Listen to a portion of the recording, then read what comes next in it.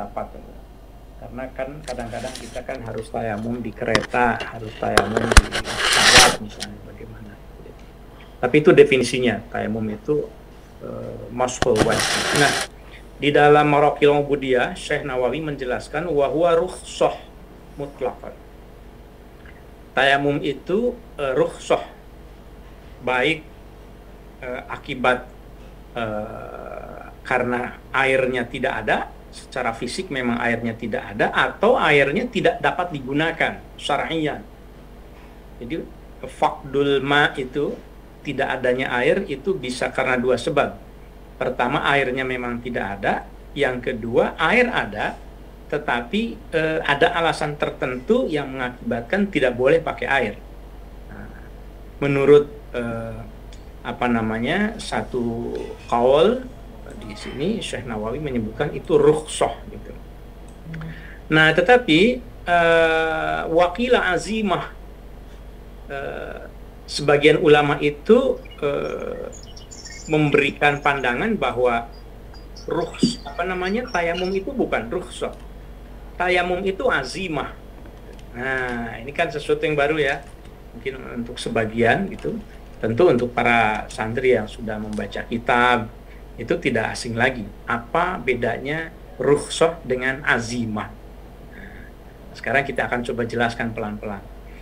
Jadi menurut sebagian qaul waqila azimah itu bukan rukhsah tayamum itu, tapi azimah. Bedanya itu kira-kira sederhananya begini. Kalau rukhsah itu adalah dispensasi, ya, dispensasi. Ketika ada situasi yang tidak memungkinkan untuk melakukan sebuah kewajiban yang seharusnya. Kalau azimah itu ya memang hukum syara gitu. Hukum syara'nya memang ada ya tamu. Al-hukmul masyru', hukum yang memang disyariatkan begitu, itu namanya azimah. Azimah itu azam itu tekad, kalau secara harfiah tekad yang kuat. Jadi hukum yang memang disyariatkan dan tidak bertentangan dengan hukum-hukum yang lain, tidak bertentangan dengan wudu, tidak bertentangan dengan bersuci yang lain, toharah yang lain gitu ya. Nah, ini sebagian mengatakan itu rukhsah, sebagian itu azimah gitu. Apa bedanya kalau kita meyakini bahwa tayamum itu rukhsah, dan apa bedanya kalau kita meyakini kalau tayamum itu azimah? Nah, ini yang harus kita pahami nih sedikit, karena kan dibahas oleh Syekh Nawawi di sini tentang azimah ya. Jadi kira-kira begini, kalau kita meyakini bahwa tayamum adalah rukhsah, maka ketika kita melakukan perjalanan safar, misalnya bukan pulang kampung ya, pokoknya safar, tapi safarnya itu fil maksiyah gitu, dalam rangka satu perbuatan yang maksiat gitu, menuju satu lokasi yang itu dilarang oleh agama misalnya gitu ya, jauh entah kemana itu, mau maksiat jauh banget gitu, mau maksiat tapi perjalanannya itu sampai menempuh jalan darat lebih dari 60 km misalnya, kan itu udah safar itu kan. Nah, maka kalau seseorang itu safar, dalam safar yang maksiat, kemudian lagi dia pengen tayamum, dia nggak nemu air, mau sholat fil maksiat tapi mau sholat juga. Nah, ini rumit juga ini ya.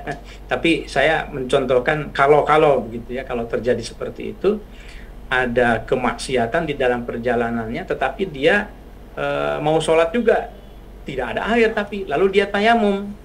Nah, maka kalau seandainya dia meyakini bahwa tayamum itu rukhsah, dia harus mengulang sholat, wajib mengulang sholat, karena dia sedang maksiat gitu ya. Itu bedanya.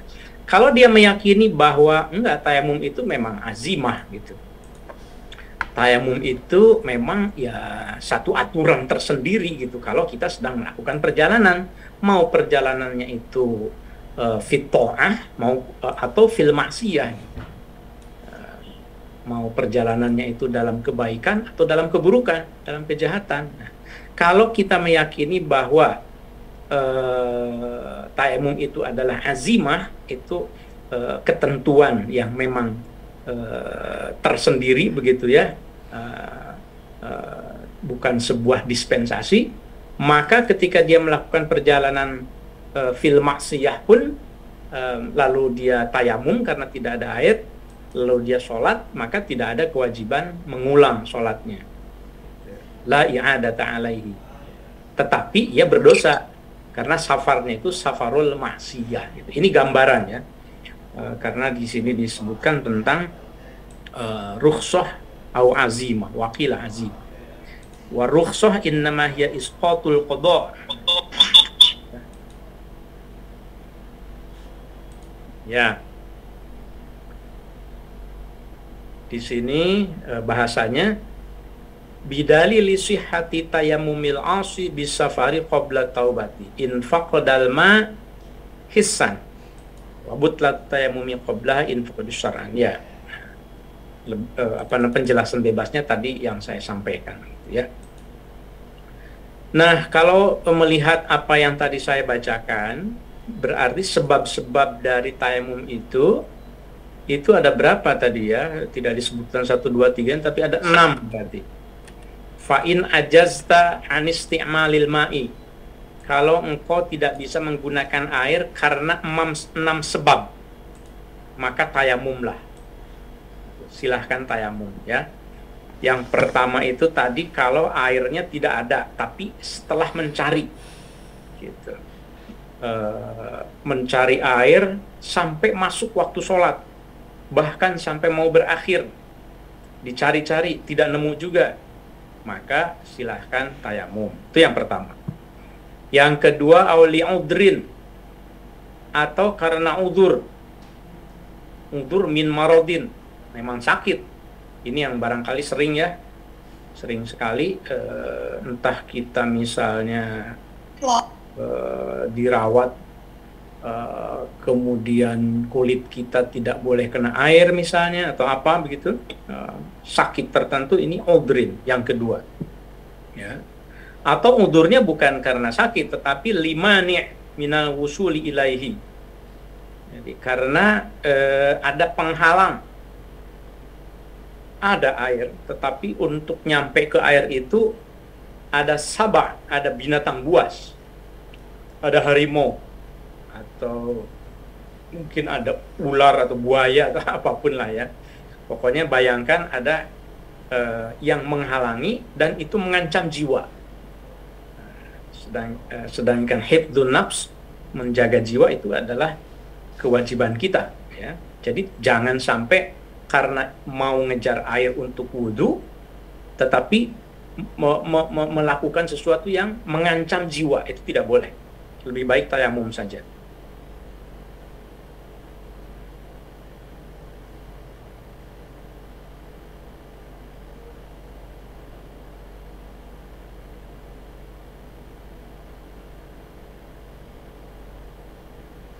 Kalau yang di penjara sekarang kan gampang air ya, tapi andai di penjara tidak ada air, sulit, ada tidak memungkinkan, nah itu bisa.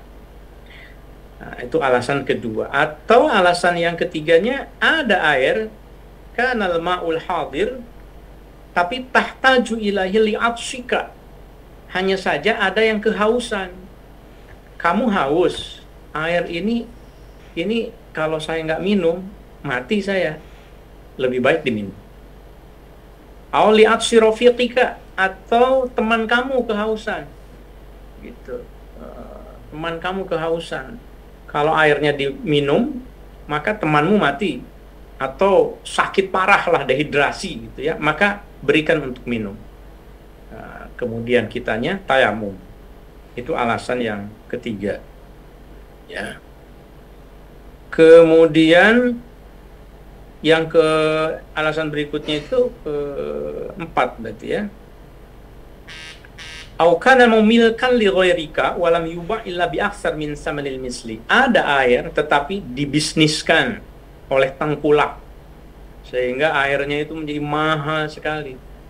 Jangan dikira loh tidak ada bisnis, dibisniskan air banyak.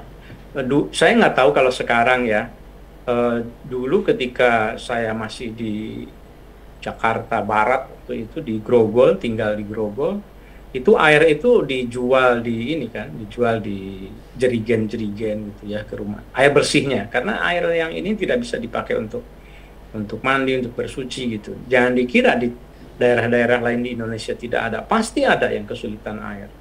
Nah, kalau ada air tapi dijualnya mahal di luar jangkauan kita, maka boleh tidak menggunakan air bersucinya, tapi tayamum gitu. Ini juga alasan yang berikutnya kalau seandainya kita kesulitan untuk mendapatkan air. Kemudian ada yang berikutnya alasannya auka nabika jarahah, atau ada luka nih di badan kita nih, ada luka. Kalau seandainya terkena air, maka anggota badan kita akan semakin rusak, akan semakin parah lukanya. Ya, atau gara-gara menggunakan menggunakan air itu sembuhnya lama. Ini juga boleh tayamum. Ketika kita kesulitan, karena kan ini kan dasar dari tayamum ini kan memang di dalam Al-Qur'an ya. Wa in kuntum marda aw ala safarin aw jaa ahadum minkum minal ghaid aw lamastumun nisa falam tajidu ma'an fatayammamu su'idan thayyiban. Jadi kalau kamu sakit, kalau kamu sedang bepergian, kalau salah seorang di antara kamu itu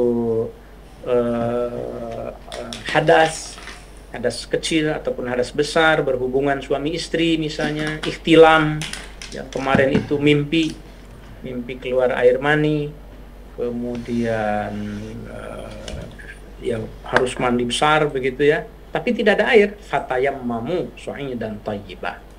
Nah, silahkan basuh, famsahu biwujuhikum wa aydikum minkum, gitu ya.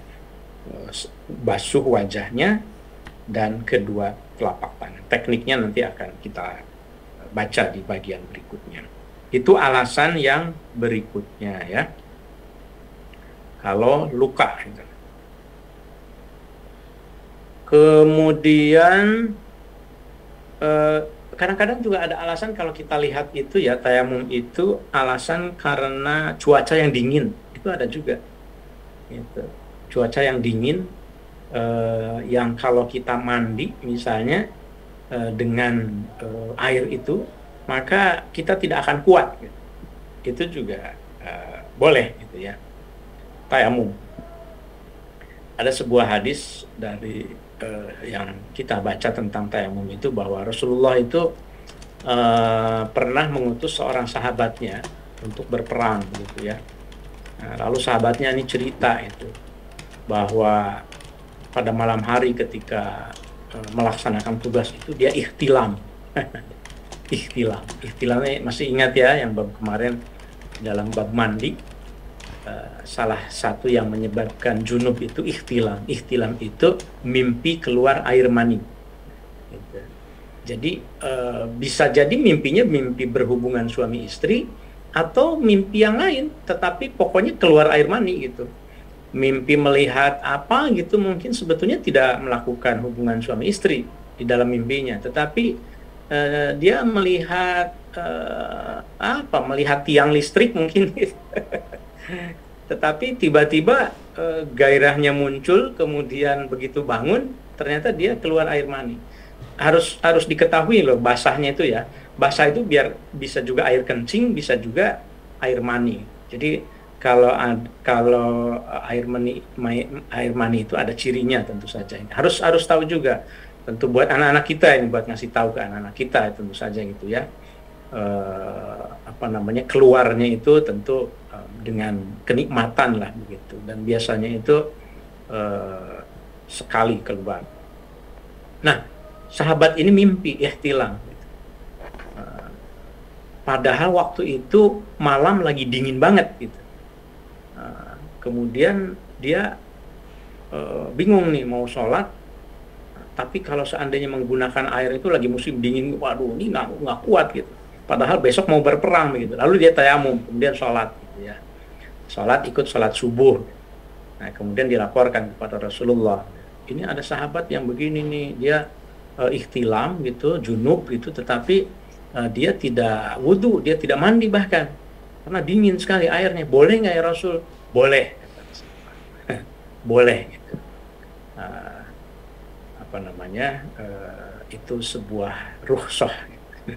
Ya. Nah, kita lanjutkan bacaannya. Fasbir hatta yadkhula waktu zuhri waktu faridati. Maka bersabarlah, tunggu sampai masuk waktu sholat. Nah, jadi tayamum ini harus menunggu waktu sholat. Karena tayamum itu toharoh doruroh. Li'anna tayamuma toharotun dorurotun. Jadi harus nunggu dulu waktu sholatnya. Kalau wudhu kan bisa sebelum sholat juga, tapi kalau tayamum tidak. Harus tunggu dulu. Maksud so'idan, kemudian ambil atau cari so'idan, permukaan tanah yang baik, yang thayyib, yang ada debunya gitu ya, yang khalis, yang mulus gitu, bukan lumpur tadi. Dan juga harus tahirun. Tahirun itu bi'alam yakun mutanajisan wala musta'mal. Airnya itu bukan mutanajis, debunya, tapi juga bukan wala musta'mal, bukan yang sudah dipakai, menurut Imam Syafi'i tentu saja di dalam kitab Bidayah. Karena tentang tayamum tentu sama dengan fikih yang lain ya, jemaah sekalian, ada ikhtilaf para ulama antara mazhab Syafi'i, mazhab Hanafi, Maliki, Hambali, itu ada beberapa pandangan terkait dengan apa namanya, termasuk soal syarat masuknya waktu sholat tadi. Kalau jumhur ulama itu memang mensyaratkan tayamum itu tunggu dulu waktu sholatnya masuk, tidak bisa seperti wudhu gitu. Ini juga ada dalilnya juga, idza qumtum ila sholati dan seterusnya yang tadi itu gitu ya. Nah, tetapi sebagian ulama yang lain, mazhab Hanafi misalnya begitu, itu tidak mensyaratkan. Jadi boleh tayamum sebelum waktu sholat masuk gitu. Karena ya tayamum ya apa namanya, dikiaskan ke wudhu ya oleh Imam Hanafi. Tentu karena Bidayatul Hidayah ini ala madhab Syafi'i, maka yang dijelaskannya adalah sesuai dengan pandangan Imam Syafi'i. Baik, kita lanjutkan. Nah, itu sudah selesai ya. Jadi sebab-sebabnya sudah selesai. Why-nya itu sudah selesai. What, why-nya sudah selesai. Sekarang how, bagaimana cara tayamum. Fadrib, maka hendaklah engkau usap. Asal katanya itu doroba, memukul sebetulnya ya. Nah, tetapi tentu di sini fadrib itu maksudnya adalah maka hendaklah engkau usap alaihi, tanah itu, tanah yang tadi dengan kriteria berdebu itu, bikaffaika, usaplah bikaffaika dengan kedua telapak tanganmu, doman, dengan menghimpun baina asabi'ika, di antara jari-jarimu. Jadi doman itu maksudnya pada usapan yang pertama mengambil debu itu harus begini, doman, jangan begini ya, harus dihimpun, jari-jarinya itu harus dirapatkan.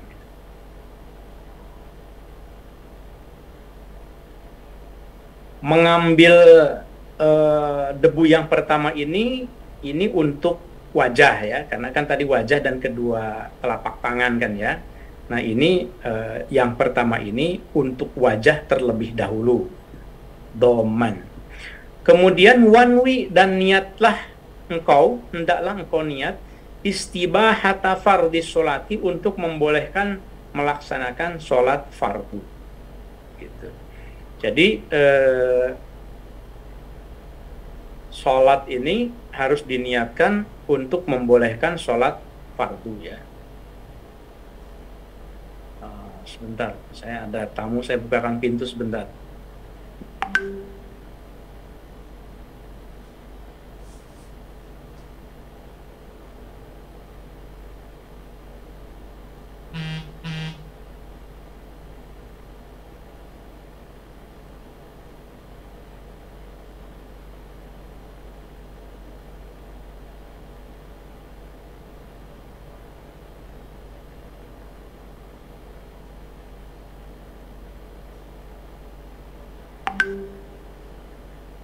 Mohon maaf agak kepotong.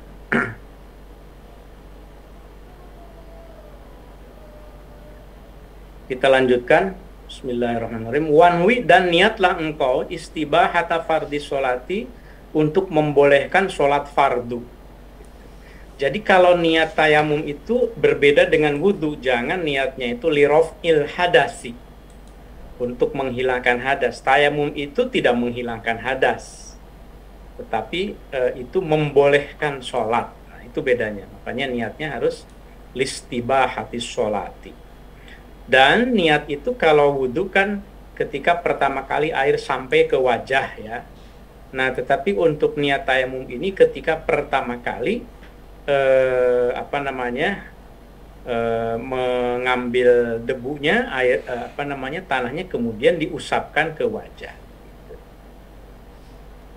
Wamsah, dan usapkanlah olehmu bihima, kedua telapak tanganmu, wajhaka, ke wajahmu, kullahu, secara keseluruhan, marratan wahidatan, satu kali. Gitu. Ya. Tidak usah diulang 2 kali, 3 kali. Nah, bahkan Syekh Nawawi di sini menyebutkan fa inna takrirul mashi likulli adwin makruhun. Kalau kita mengulang 2 kali seperti wudhu, 3 kali bahkan, itu makruh kalau tayamum. 1 kali cukup. Ya. Dan ketika mengambil itu ya, mengambil debu misalnya, ini karena kita daring agak susah menyentuhkannya. Tetapi kira-kira pokoknya kalau kita menempelkan ke tempat kita bertayamum, itu kalau ada debunya banyak, maka diluluhkan dulu debunya. Jadi ditepukkan punggungnya, antar punggungnya. Bukan diginiin, bukan ya. Nanti jadi mustama jadinya. Jadi ditepuk-tepuk supaya agak turun debunya.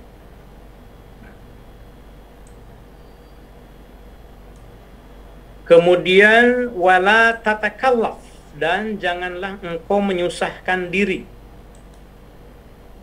isolal gubari, untuk meratakan debu, menghantarkan debu, ila manabitis syahri, ke tempat tumbuhnya rambut. Berbeda dengan air.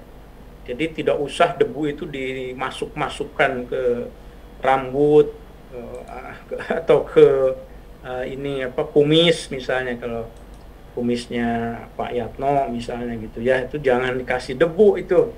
Nah, kalau tayamum nggak usah itu, walaupun tebal gitu ya. Wala tatakallaf, jangan. Khaffa, baik itu rambutnya itu tipis, au kasifa, atau tebal ya. Tidak disunnahkan sama sekali, karena debu ini, tayamum ini sekali lagi tidak menghilangkan najis ya. Najis itu bisa jadi tetap ada di diri kita kalaupun ada najisnya. Bahkan kan ketika junub juga ya, itu juga tidak menghilangkan najisnya atau junub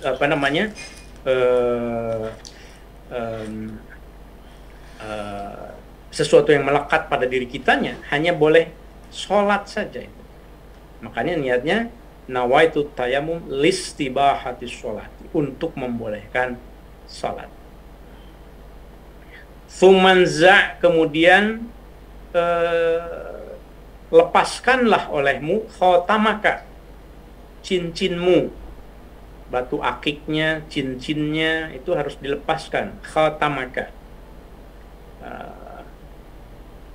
Apalagi kalau pakai tayamum pakai debu, bahkan ketika wudhu pun itu harus dilepaskan, harus diputar-putar setidaknya, kalaupun tidak dilepaskan, karena air harus masuk ya ke bagian jari-jari yang ada cincinnya, khatam.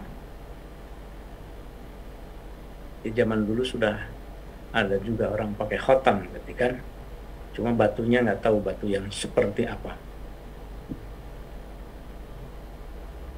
Wala yakfi tahrikuhu. Nah, di dalam syarahnya Syekh Nawawi mengatakan tidak cukup hanya digerak-gerakkan saja. Kalau di wudu kan cukup ya, digerak-gerakkan, ini cincinnya diputar, boleh itu air masuk. Tapi kalau untuk tayamum tidak bisa, harus lepaskan. Sumanza khatamaka.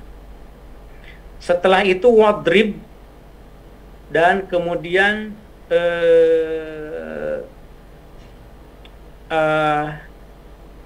pukulkanlah, tadi usap tadi ya, bukan pukul di sini. Wadrib, dan setelah selesai mengusapkan debu ke wajah, wadrib, dan kemudian usaplah olehmu dorbatan saniyatan, usapan yang kedua, kali ini mufarrijan, dengan merenggangkan baina asabi'ika, jari-jarimu. Jadi yang kedua mah harus renggang. Yang pertama itu doman ya, untuk wajah, itu karena untuk wajah. Sedangkan yang kedua itu harus direnggangkan, karena tujuannya nanti harus masuk di sela-selanya ini ada debunya juga, karena untuk tangan. Ini hal detil begini kadang-kadang juga kita lupa ya, karena tidak dipakai setiap saat kalau tayamum. Tapi ilmunya tentu kita harus tahu. Kemudian wamsah, setelah itu, setelah dapat debunya di tangan yang direnggangkan, telapak tangan yang direnggangkan, wamsah, dan usapkanlah olehmu bihima, menggunakan dua telapak tanganmu itu, yadaika, usapkan ke kedua tanganmu, ma'amir fakoika, sampai ke kedua sikutmu. Sikut ya, mirfakon itu sikut gitu, sampai ke dua sikutmu. Fa'illam tastaw'ibhuma, maka kalau seandainya engkau tidak meratakan, tidak bisa meratakan ke sampai sikut itu dengan usapan yang tadi, yang kedua itu, fadrib, maka usaplah olehmu dorbatan ukhra, ambil lagi usapan yang ketiga.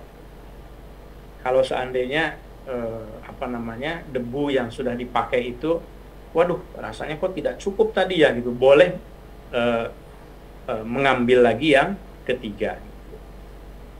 Ila antastaw'ibahuma, sampai engkau bisa meratakan debunya itu ke mirfaqaini. Gitu. Summamsah, kemudian usaplah olehmu ihdai kafaika, salah satu dari dua telapak tanganmu, bil ukhra, usapkan ke yang lain. Jadi usapkan setelah selesai, maka diusapkan ke yang lain. Jadi dihilangkan debunya, beginikan. Wamsah, dan usaplah olehmu ma baina asabi'ika, sela-sela di antara jari-jarimu, bit takhlili, dengan takhlil. Jadi takhlil ini menyela-nyelaknya ya. Setelah selesai mengusap sampai sikut, takhlil. Wa sholli, dan kemudian sholatlah engkau bihi, dengan tayamum tadi itu, fardon, sholat fardu wahidan, satu sholat, bukan untuk 2 sholat. Kalaupun belum hadas lagi, belum batal misalnya, belum kentut dari maghrib ke isya, tapi kalau sholat maghribnya itu dengan tayamum, tidak bisa digunakan untuk sholat isya, hanya bisa untuk fardhon wahidan, satu sholat fardu saja. Wa ma syi'ta, dan boleh untuk sholat sekehendak engkau minan nawafili, dari sholat sunat. Kalau sholat sunat boleh, ya.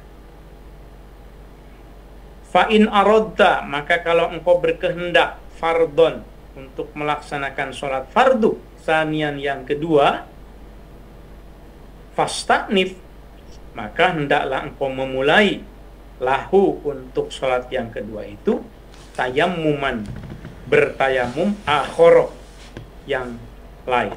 Jadi tayamum lagi maksudnya, ya, meskipun tidak hadas. Nah, ini hal-hal yang terkait dengan tayamum, ya, yang didiskusikan oleh para ulama, khususnya di dalam mazhab Syafi'i. Nah, barangkali pertanyaannya adalah apa yang tadi disebut itu, dorbah wahidah, dorbah ula, dorbah saniyah, kemudian syarat tanahnya itu harus berdebu, dan su'idan di dalam Al-Quran kan, su'idan itu kan wajhul ardi tadi, ya, permukaan tanah. Bagaimana kalau sedang di kereta? Bagaimana kalau sedang di pesawat? Kan orang suka tayamumnya itu ke kursi, ya, kursi yang ada di depannya gitu, ya. Nah, ini yang menjadi diskusi para ulama. Jadi para ulama mengatakan bahwa berdasarkan beberapa keterangan yang juga mendasarkan pada hadis-hadis Rasulullah, para ulama menafsirkan bahwa menepukkan tangan untuk tayamum itu bisa saja di dinding, bisa saja di wadah, di baju, atau di apa gitu yang diasumsikan ada debunya gitu. Nah, ya, mengasumsikan ada debunya gitu. Jadi di hukumnya itu menjadi boleh gitu, ya. Kulit mungkin, atau taplak mungkin, atau apa begitu, ya, pokoknya asumsikan di tembok itu kan ada debunya tuh. Dan menurut para ulama, debu yang sama, tempat yang sama boleh dipakai untuk 2 kali tayamum. Maksudnya kalau orang lain tayamum di tempat yang sama dengan kita juga sama, itu silahkan juga, karena tidak ada istilah mustakmal yang rigid gitu. Itu menurut sebagian para ulama. Jadi intinya kan sebetulnya adalah menjaga supaya sholat ini jangan sampai ditinggalkan apapun yang terjadi gitu, ya, apapun yang terjadi. Kalau misalnya ini adanya kayaknya debunya di selimut, ya sudah, ke selimut atau ke bantal atau ke peralatan lain barangkali begitu yang memang bisa kita temukan begitu, ya. Kalau misalnya saya sudah cari nih, tidak ada satupun benda yang berdebu, sementara saya sudah menunggu waktu sholat sampai akhir. Kalau tayamum itu memang sunnahnya diakhirkan, ya, sholatnya, ya. Jadi kalau asumsinya akan menemukan air, maka sholatnya sebaiknya diakhirkan. Tujuannya maksudnya nunggu air, siapa tahu ada air. Tapi kalau tidak ada harapan ada air, walaupun nunggu, ya sebaiknya di awal sholatnya, ya. Nah, bagi mereka yang tidak mendapatkan air, tidak mendapatkan debu gitu, tetapi harus sholat juga, nah, sebagian ulama itu mengatakan sholat saja tanpa bersuci, ya, lihurmati waktu sholat, untuk menghormati waktu sholat. Tetapi nanti kalau tiba-tiba ada air, maka sebagian ulama mengatakan wajib mengulanginya lagi, ya, walaupun sebagian lagi mengatakan ya tidak perlu juga. Ini sebagai pengayaan wawasan saja. Jadi kalau fikih itu memang tidak cukup satu, ya, pengetahuannya. Yang penting itu adalah sholatnya itu kan. Yang penting itu kita niat untuk komitmen istiqomah untuk menjalankan sholat. Nah, bagaimana caranya untuk bersucinya, tentu saja kita perlu memperkaya bacaan-bacaan kita. Karena makna su'idan itu juga, su'idan itu tadi kan permukaan tanah gitu ya. Pokoknya ya apapun, kullu ma tasa'ada 'alal ard, apapun yang ada di permukaan bumi begitu. Tidak harus tanah, bahkan tanah kalau ini kan misalnya sekarang kan misalnya adanya keramik, misalnya keramik ini kayaknya ada debunya, ya kalau yakin tidak ada najis di situ ya silakan pakai gitu. Jadi ardin itu bukan bumi dalam pengertian tanah, at-turab gitu. La yukhtassu at-tayammum bit-turab. Kira-kira begitu ya menurut bahkan menurut sebagian ulama Syafi'i juga. Syafi'i dan apa yang diyakini sebagai sunnah. Tetapi kalau dalam mazhab Syafi'i sebetulnya itu menekankan sekali bahwa tayamum ini memang harus dengan turab, ya, turab yang berdebu, yang ada debunya. Nah, itu yang dipersyaratkan dan sebetulnya ya relatif adalah ya, insya Allah dimanapun kita bisa menemukannya. Nah, jamaah sekalian, kalau melihat pembahasannya sampai di sini, pembahasan tentang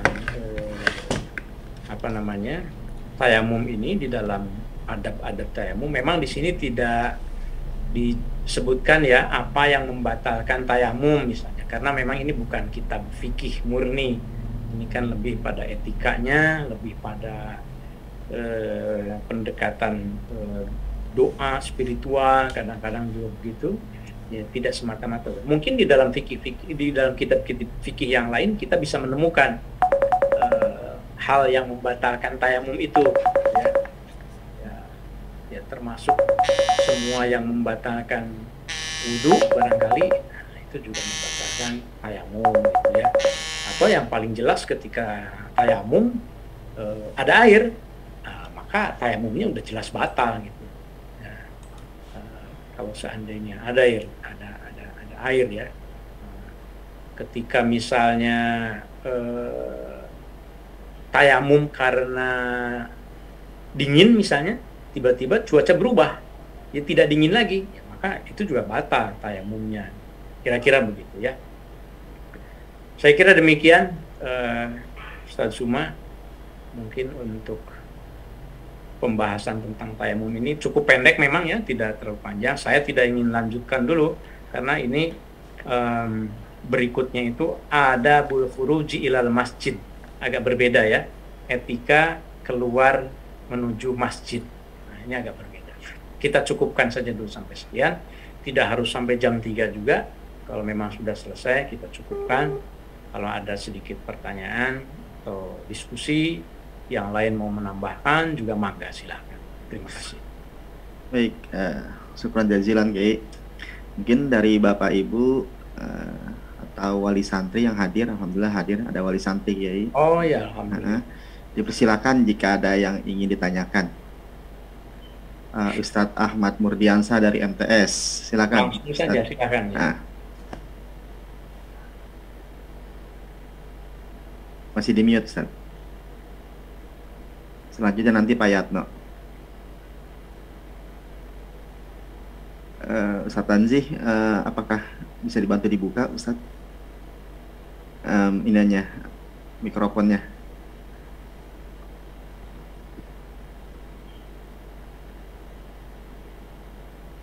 Atau Pak Yatno dulu, mungkin yang langsung bisa dibuka tadi.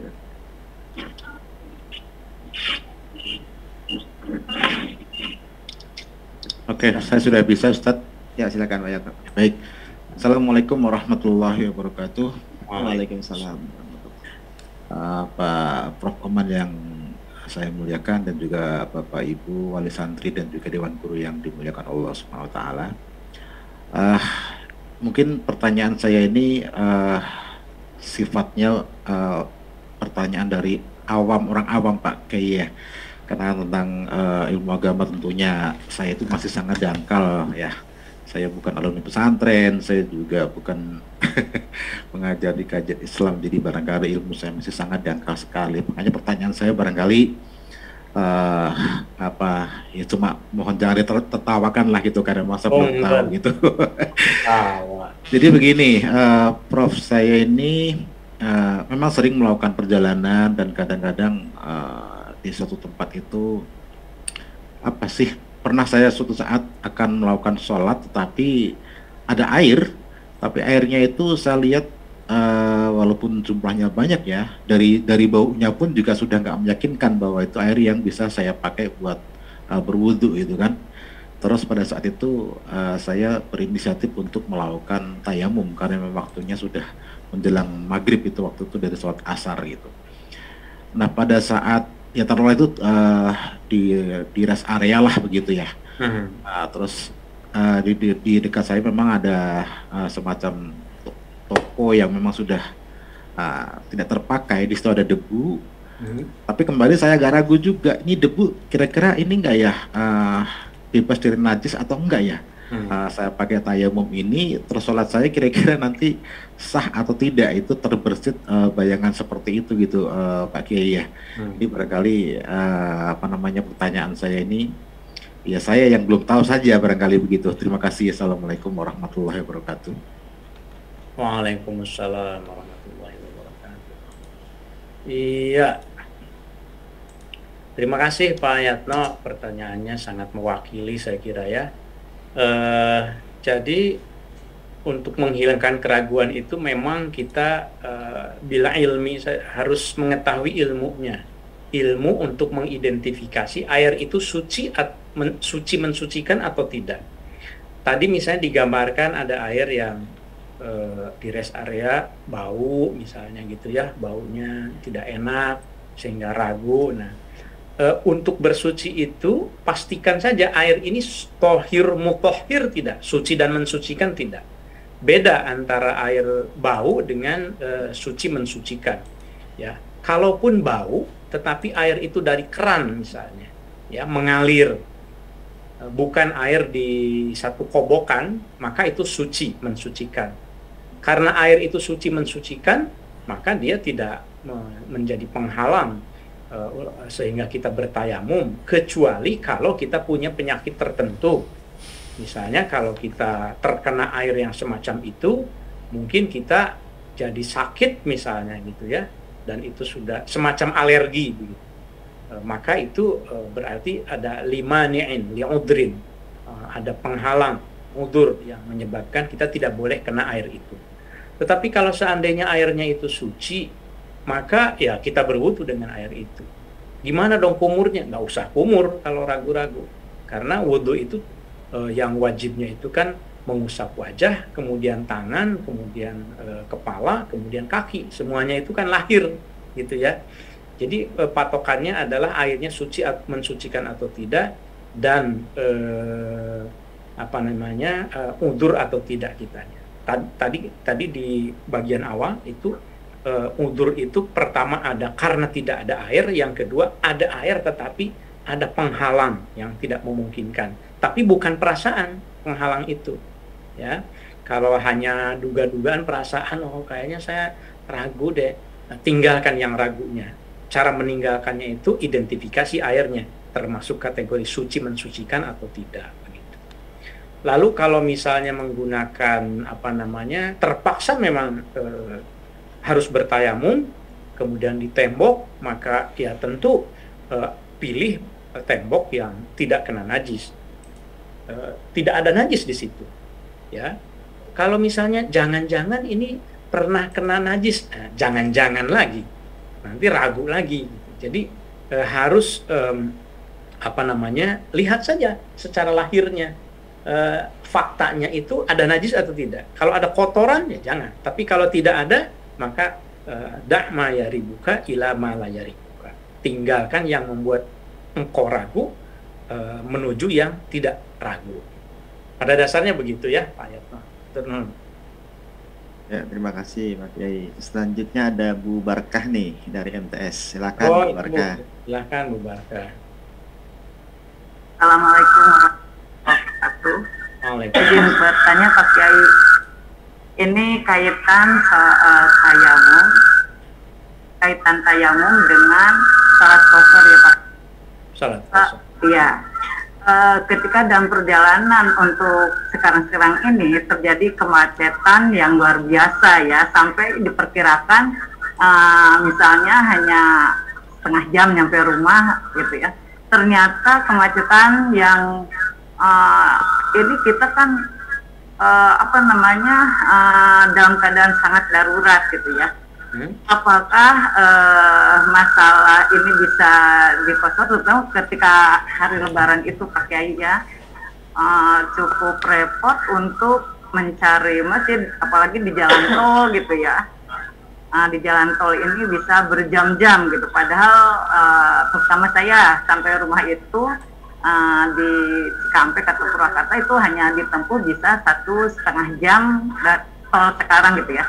Ternyata ini sampai macetnya luar biasa, sampai 5 jam kayak gitu ya, 7 jam, bahkan sempat sampai 13 jam Pak Kiai. Nah ini bagaimana keadaan seperti ini? Apakah padahal aturannya kan berapa, 80 km kalau saya nggak salah gitu ya. Nah ini dalam keadaan seperti ini bagaimana Pak Kiai? Apakah kita bisa mengadakan dalam keadaan darurat, bisa gitu melakukan qasar dan tayamum gitu, atau gimana? Mohon penjelasannya. Terima kasih. Assalamualaikum warahmatullahi wabarakatuh. Waalaikumsalam warahmatullahi wabarakatuh. Ya, terima kasih banyak Ibu Barkah. Ini juga pengalaman yang pasti juga sangat mungkin sekali terjadi gitu ya pada kita gitu. Nah, jadi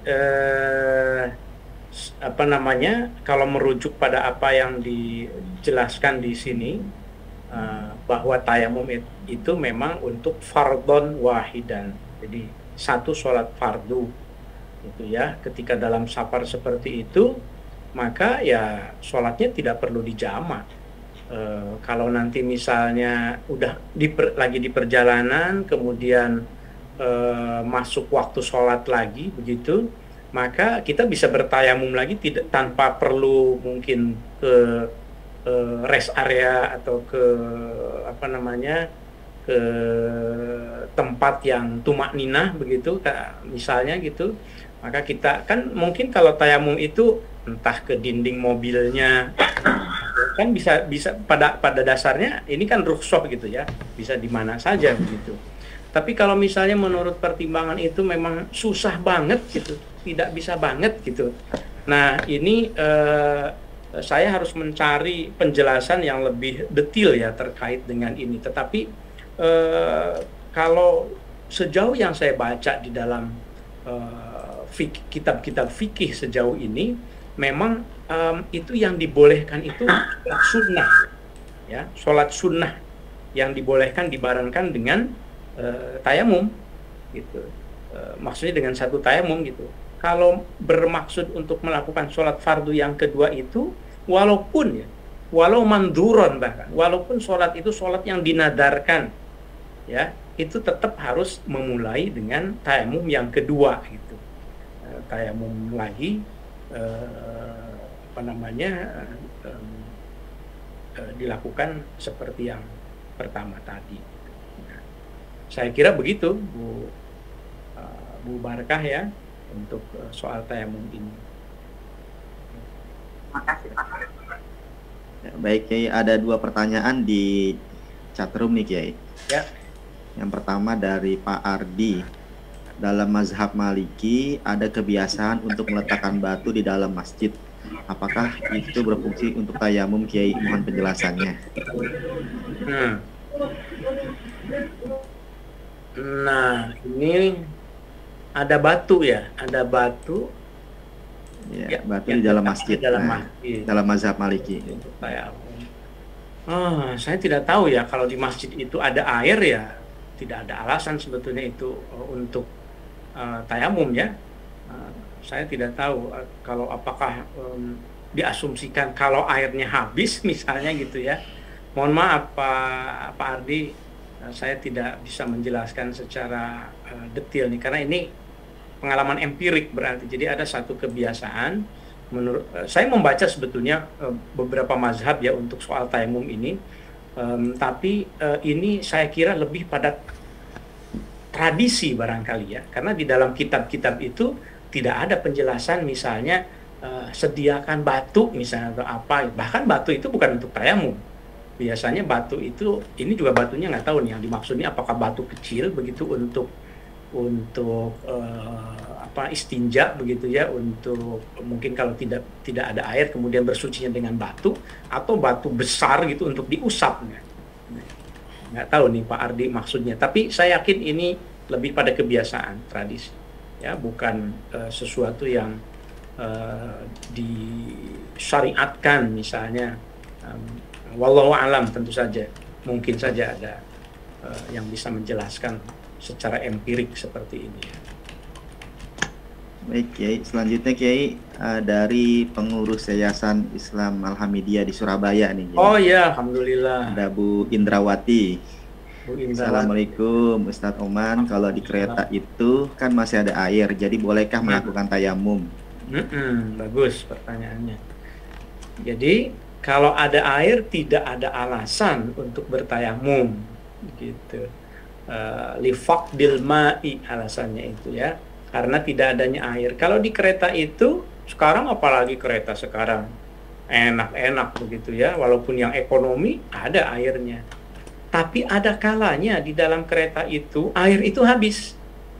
Ada kalanya loh. Ya saya pernah mengalami juga lah, walaupun jarang kalau sekarang itu, karena mungkin sudah ada perhitungannya gitu ya. Tapi andai kata memang habis, maka ya bisa, silahkan. Bahkan di pesawat juga sama.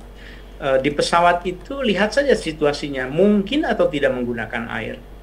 Jelas kalau dalam situasi normal, tinggal ke kamar mandi, ke toilet, ya wudhu, ya kan ada air kan. Tidak usah kumur-kumur ya lengkap, tidak usah 3 kali, cukup 1 kali, usapkan wajah misalnya, yang fardu-fardunya saja gitu ya. Tapi kalau misalnya karena satu pesawat ini ngantri begitu mau ke toilet, kemudian waktu sholat keburu habis, silahkan tayamum gitu. Sama di kereta juga begitu saya kira ya. Tetapi memang ada yang, ya itu tadi perbedaannya, ada yang memahami bahwa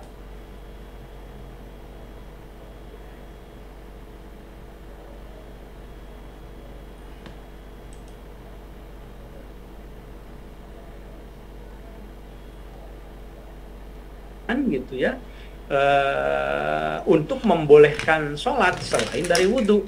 Maka kalau bagi yang meyakini itu sebagai azimah, di kereta misalnya ketika ada air pun, airnya minim tentu saja begitu, tidak seleluasa di rumah begitu, dia tayamum.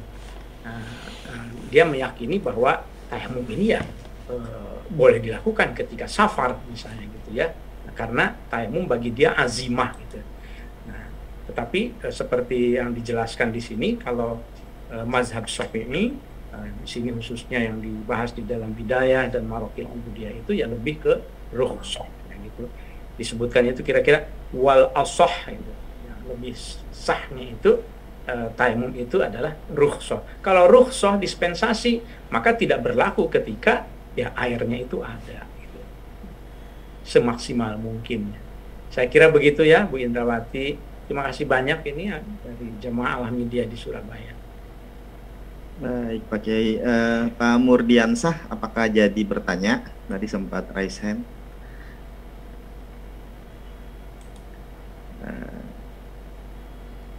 Mungkin tidak jadi Kiai. Alhamdulillah sudah terjawab semua Kiai pertanyaan-pertanyaan dari Jamaah Alhamidiyah pada siang hari ini. Alhamdulillah ya. Nah, mungkin juga ada yang bertanya begini ya. Saya pernah ditanya ini soal tayamum ini. Tadi kan salah satu yang membatalkan tayamum itu kalau tiba-tiba ada air, batal kan. Tapi masalahnya bagaimana kalau airnya itu ada ketika kita sedang sholat.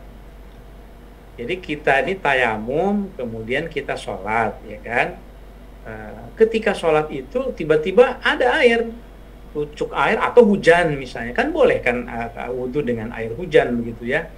Pertanyaannya itu apakah dia segera batalkan sholatnya, kemudian ia wudhu dan mengulang, atau selesaikan dulu gitu sholatnya itu, ya. Nah, dalam hal ini sama sih, yang namanya fikih itu saya tidak bisa menyebutkan hanya satu, ya. Jadi para ulama ini menjelaskan beberapa pendapat gitu, apakah memutuskannya secara langsung sholatnya atau menyempurnakannya. Nah, para ulama ini yang pertama itu ia harus memutuskan sholatnya, kemudian ia berwudu gitu, ya. Karena ada hadis Rasul, idza wujidal ma'u fa yamissa basyaratahu. Kalau seandainya ada air, maka hendaklah ia mengusap kulitnya, maksudnya segera berwudu gitu kalau ada air gitu, ya. Kalau seandainya ia sholat dan bersucinya tadi dengan tayamum, ya jadi batal sholatnya menurut sebagian, ya. Tetapi sebagian lagi juga mengatakan bahwa sempurnakan dulu sholatnya, ayyutim mau sholatah, sempurnakan sholatnya. Karena apa? Karena kan di dalam Al-Quran juga la tubtilu a'malakum, tidak boleh membatalkan sholat, tidak boleh membatalkan amal-amal itu, begitu, ya. Lalu kira-kira kita memilih yang mana nih? Apakah kita memutuskan atau kita melanjutkan? Ada ulama itu yang memberikan jalan tengah. Jadi dilanjutkan sholatnya, ya, dilanjutkan karena tidak boleh memutuskan sholat. Nah, kemudian karena ada air, maka anggap saja yang sholat yang tadi itu sunnah, nafilah. Jadi yusolli sholat al-fard bitoharotil ma, kemudian sholat lagi dengan sholat fardu yang bersucinya itu dengan air gitu. Jadi dengan demikian maka ia tidak membatalkan sholat, ya, sesuai yang dianjurkan di dalam Al-Quran, tetapi dia juga melaksanakan sholat secara sempurna dengan air, karena kalau dengan tayamum tadi tidak sempurna ketika ada air gitu. Ini pendapat ulama yang dianggap lebih utama gitu, ya. Nah, ini hal-hal semacam ini sebetulnya akan muncul, ya, kalau seandainya kita mengalami sendiri gitu. Fikih itu kalau begini, kalau begitu gitu. Nah, jadi harus belajar fikih itu. Fikih itu bisa berubah loh dari satu tempat ke tempat yang lain. Dari Arab begitu nyampe ke Indonesia, fikih yang dirumuskan oleh para ulama itu bisa berubah. Karena fikih itu ijtihad gitu. Bukan sesuatu yang pasti harus seperti itu, bukan. Ijtihad, kecuali kalau yang sifatnya itu sudah jelas tuntunan dari Rasulnya seperti apa, begitu, ya, itu kita harus begitu. Baik, ada Bu Dr. Faridah, Jai, mau bertanya. Oh iya, aduh, kehormatan. Silakan Bu Dr. Ya, Faridah. silakan. Bisa di-unmute. Harus di-unmute oleh ini, mungkin oleh admin. Ustaz Tanzi. Pak admin. Ya, baik, sudah. Terima kasih. Assalamualaikum warahmatullahi wabarakatuh. Waalaikumsalam. Salam sehat Prof. Oman dan Bapak Ibu semuanya. Neruskan aja, kebetulan tadi pertanyaan saya hampir sama dengan Ibu Siti Barkah. Ya biasalah, saya kan supir gitu, ya, jadi nggak disupiri. Nah, kadang ada berbagai alasan gitu. Kadang saya menganggap bisa sholat di rumah gitu, tanggung daripada di mall, daripada di mana. Ternyata di perjalanan macet, saya nyetir sendiri. Selain di tayamum, saya benar tadi di sisi-sisi dinding mobil. Boleh nggak sih Prof, Pak Prof Kiai, kalau saya tuh sambil nyetir sambil sholat, apa saya menepi dulu di tepi tol, apa saya langsung sambil nyetir tapi fokus sholat itu, boleh nggak sih, seperti apa? Ya, terima kasih Bu Farida. Saya juga supir, saya hobi nyupir, jadi tentu sering mengalami kemacetan kalau pulang kampung juga gitu ya. Jadi hal-hal yang seperti ini pasti juga kita alami ya. Nah, terkait dengan pertama tayamumnya ya. Jadi menurut kalau di mobil misalnya tayamum ke dinding mobil yang diasumsikan ada debunya itu silakan, itu boleh ke apa saja. Makanya tadi kan kullu ma tasu'ada 'alal ardi, segala sesuatu yang ada debunya sebetulnya wajhul ardi itu bumi awalnya ya. Tadi sudah saya jelaskan, saya tidak ingin mengulang. Nah, pertanyaannya kemudian apakah sholat? Tentu sholat tidak mungkin sambil nyetir gitu. Jadi kalau memang mau melaksanakan sholat, maka sholatnya sih seperti biasa. Mungkin kalau dalam kemacetan banget bisa turun juga, mungkin bersajadah sholat, itu juga kan biasa dilakukan ya. Di luar negeri saya sering melihat yang sholat itu kalau kebetulan tidak ada tempat tersendiri misalnya, ya gelar di mana gitu yang memungkinkan, itu biasa. Yang penting itu cara bersucinya benar. Kalau tidak ada air, tayamumnya boleh ke dinding kacanya, boleh ke dinding mobilnya. Nah, kemudian kita bertayamum. Lalu kotor dong, kan tadi ada caranya. Jadi ditempelkan, kemudian ditepuk begini punggungnya supaya yang kotornya itu yang kotor bangetnya, kalau memang kotor banget itu turun dulu, baru kemudian kita niatkan untuk tayamum. Tapi untuk sholatnya tentu harus turun dulu. Harus maksudnya kan di mobil itu maksudnya diam di mobil duduk ya Bu, atau bagaimana?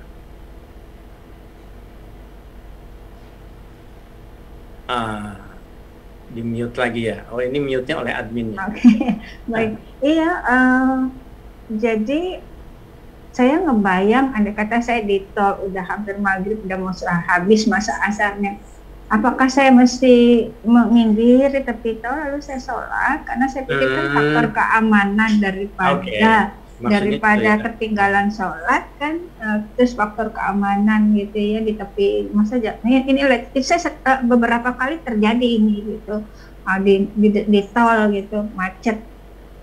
Jangankan untuk menepi gitu, macet gitu. Masuk jalur ke samping kiri aja tuh kadang udah susah. Oh, maksudnya itu ya situasinya. Akhirnya saya terpaksa saat itu bismillah gitu ya sudah, sholat sambil nyetir gitu.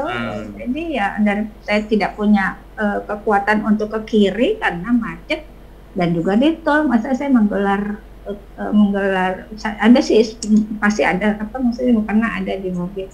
Apakah pada saat itu saya sah sholatnya? Iya. Iya. Jadi saya kira memang berjenjang lah ya. Mungkin berjenjang tuh maksudnya semaksimal mungkin kita kan mengusahakan untuk menghitung. Ya. Jangan sampai ada waktu sholat yang tidak bisa dijamak dan kemungkinan kita ada di perjalanan. Misalnya kita ini mau melakukan perjalanan, lalu kemungkinan nanti asar itu akan masuk ke maghrib ini, dan kan asar tidak bisa dijama dengan maghrib, maka tarik asarnya ke zuhur supaya leluasa itu, sehingga ya, sholat jama takdim namanya.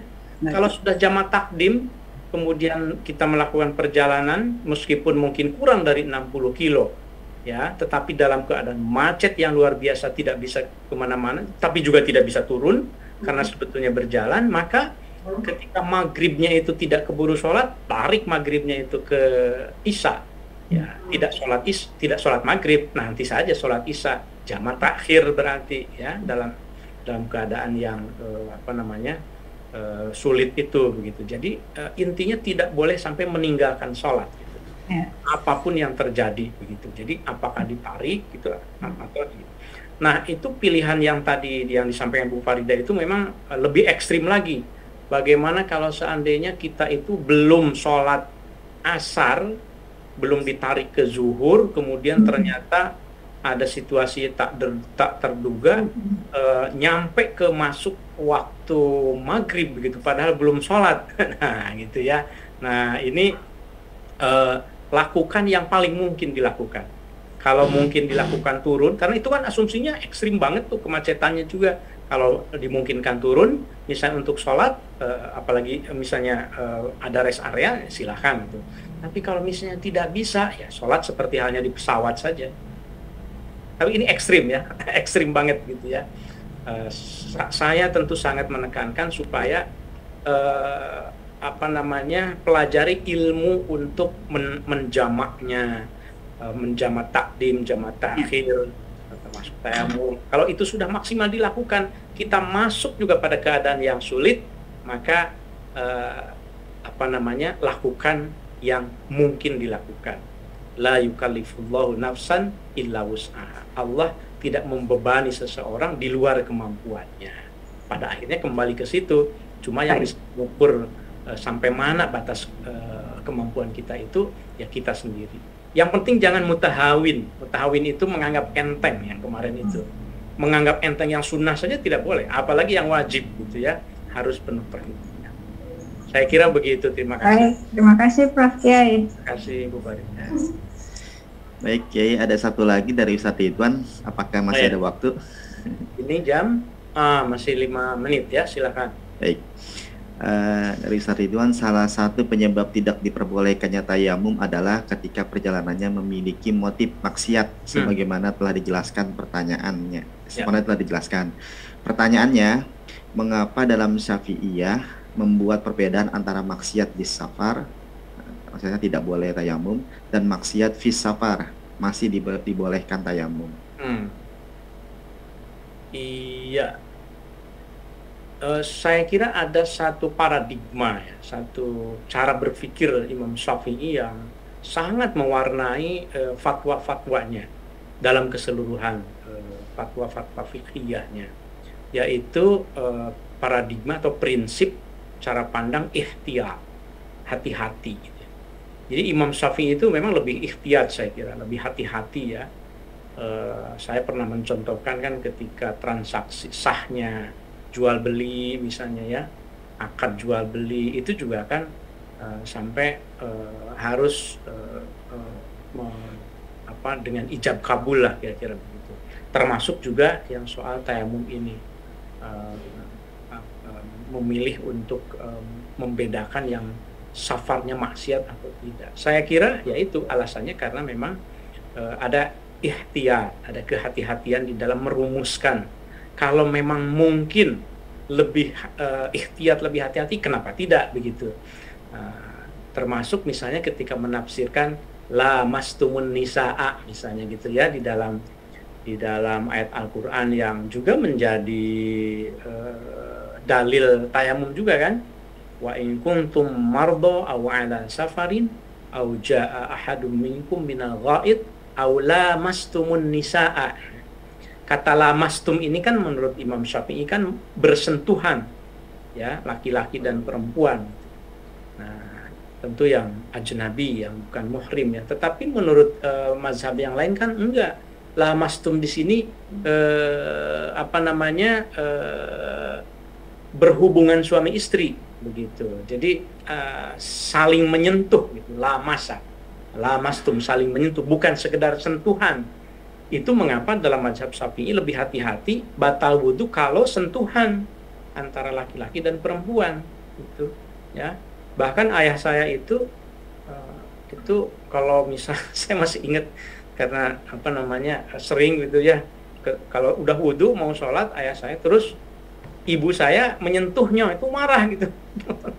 Tuh, ini saya udah wudu itu wudu lagi. Jadi istri pun dianggap membatalkan wudu gitu loh. Tentu ini kan ada ya khilafiyah juga, tapi kan bagi sebagian yang lain tidak, bersentuhan laki-laki dan perempuan itu tidak batal gitu. Yang batal itu kalau saling menyentuh dalam pengertian berhubungan suami istri. Saya kira itu ihtiyatnya Imam Syafi'i ya. Itu pandangan saya tentu saja ya. Pasti mungkin para ustadz, asatidz di sini juga bisa menjelaskan lebih komprehensif lagi dalam kesempatan yang memungkinkan ya. Oke, alhamdulillah sudah terjawab semua. Sudah ya, alhamdulillah. Baik para jemaah sekalian, jemaah Ahmadiyah, atas pembahasan ini mudah-mudahan bermanfaat. Kita ngambil manfaat dan hikmahnya, yang benarnya semuanya dari para ulama, dari Rasulullah, dari ajaran Al-Quran tentu saja gitu ya, yang kita turunkan ke dalam kitab-kitab ini. Kalau ada kekeliruan dan kesalahannya semata-mata karena kekurangan pengetahuan saya, jadi mohon dimaafkan dan silahkan untuk saling melengkapi supaya kita sama-sama belajar ya. Terima kasih. Mari kita tutup dengan sama-sama membaca shalawat tibbil qulub, mudah-mudahan menjadi obat, menjadi penyembuh untuk kita semuanya, baik lahir maupun batin. Silahkan, mungkin shalawatnya bisa ditampilkan.